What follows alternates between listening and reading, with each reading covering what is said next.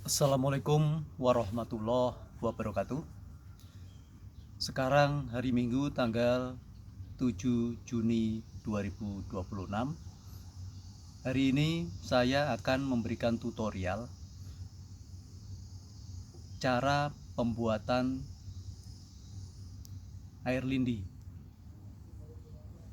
Air lindi adalah salah satu macam pupuk cair yang non kimia, yaitu dari sisa-sisa dapur, dari sayur-sayuran, dari buah-buahan yang sisa dari pembuatan sayur di dapur. Dan ini adalah contoh sayur yang sisa-sisa dari dapur. Ada bekas, ini kulit pisang, ini watermelon, jeruk. Nah, ini saya tidak jijik karena apa? Ini belum bau, karena baru hari ini. Kalau satu hari, saya yakin tidak akan mengeluarkan bau. Nah, ini bisa kita proses untuk pembuatan lindi. Di belakang saya adalah bekas le mineral galon yang sudah saya buat untuk pembuatan lindi. Ini di atas, nah seperti ini. Ini sebagai tutup, dan ini medianya untuk nanti menampung sisa-sisa sayur. Dan ini adalah tampungan dari sisa-sisa sayur turun ke bawah, dan di paling bawah adalah air lindi. Ini udah 3 bulan yang lalu saya bikin, dan ini sisa-sisa dari pembuatan lindi, sisa-sisa sayur yang masih berupa sisa serat-serat seperti itu, dan udah warnanya hitam, dan saya udah panen. Saya masukkan ke dalam pot ini. Nah, ini jambu air. Sisa-sisanya saya buang ke dalam pot, dan itu adalah salah satu pupuk kompos seperti itu. Semua akan bermanfaat untuk menjaga lingkungan kita agar tetap berkelanjutan. Nah, ini prosesnya.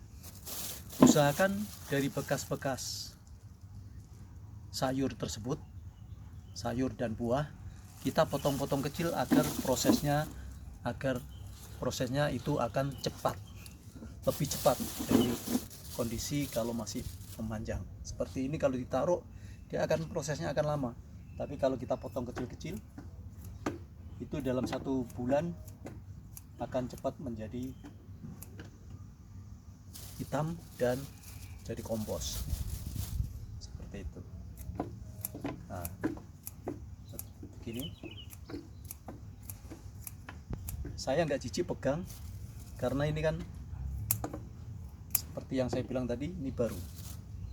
Nah, ini semua bisa dimasukkan ke sini, kecuali ada beberapa. Ini bekas jambu ini isi. Semua bisa dimasukkan kecuali yang kering-kering, yang sifatnya dari kulit-kulit buah yang kering.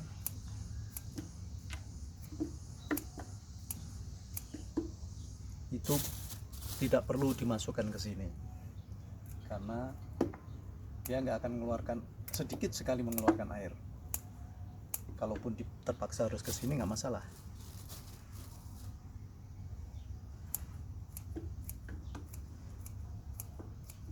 Nah, seperti itu.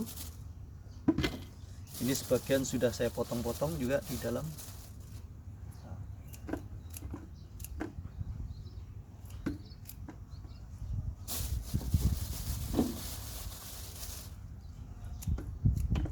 Ini bisa mengurangi pembuangan sampah ke TPA Jadi kita pisahkan antara sampah organik dan anorganik.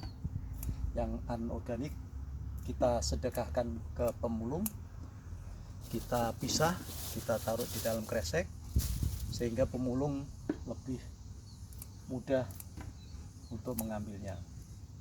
Dan kalau kita campur, maka itu akan menyulitkan proses pemisahan antara sampah organik dan sampah anorganik.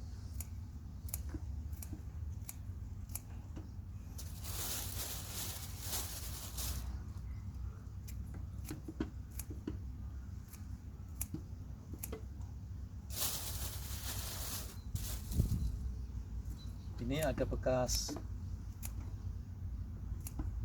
nasi juga, nasi yang sisa-sisa dari pembuatan nasi.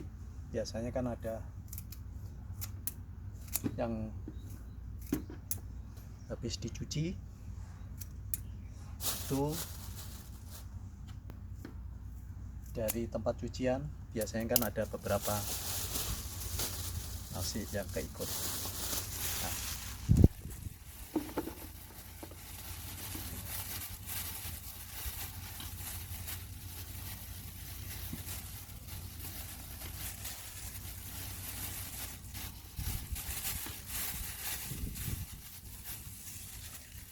yang ini nanti kita masukkan ke dalam sampah anorganik. Nah, ini sisa-sisa yang masih panjang kita potong lagi.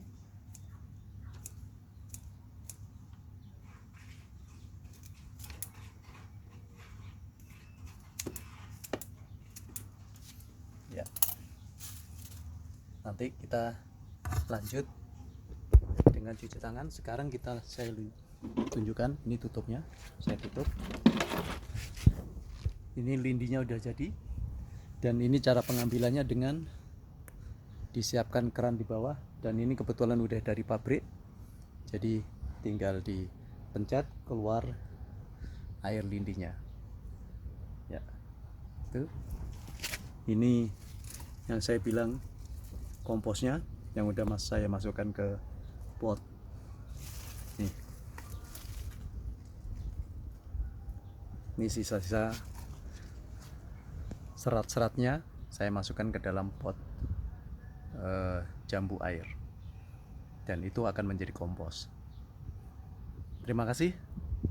Salam bagi para pecinta lingkungan, dan salam ke para petani pemula.